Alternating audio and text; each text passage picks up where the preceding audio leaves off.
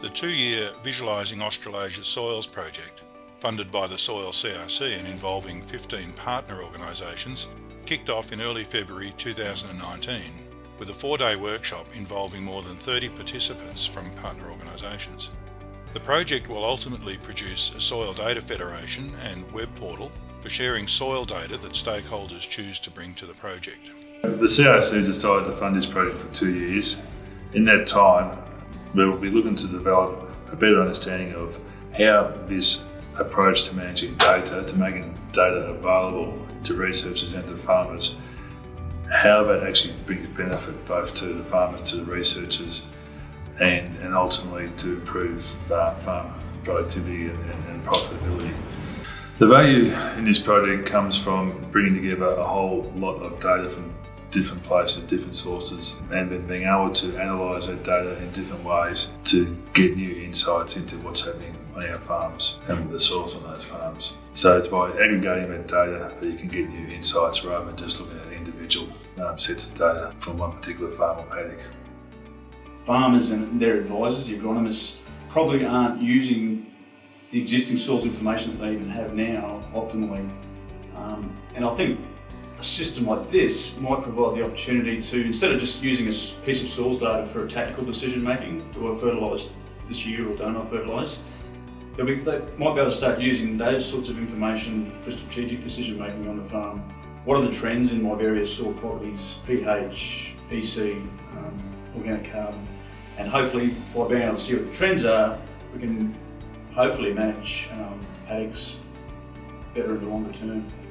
It's them helping them better house their own data sets and manage their own data sets, but to release parts of them under certain conditions for use by others for a broader range of uses. So what's wanted and needed by high-level research organisations might be different to what's practical on ground with the growers, and by bringing all of us together, it's allowed us to, I guess, get rid of that disparity so that we're all on the same playing field, we're all on the same page right from the beginning of the project. And that doesn't just, alleviate some of the confusion and communication between all the different organisations involved in the project, but it also builds trust as well. I think you've done a great job this week of getting those farmers in the room and starting to allay some of those fears. I know we heard a lot of those fears on Monday, but I think as the week progressed, you're also starting to see, oh no, we could release this, or we could release this in that way. And other people going, oh, we see value in stuff that we're not utilising. We used it for one purpose, but we'd like your help to bring that data, and then that would help hopefully show us trends on how we're travelling. Whereas now we just used it once, we used it in that 1 year to make a decision and we've forgotten about it, or we haven't done anything further with it.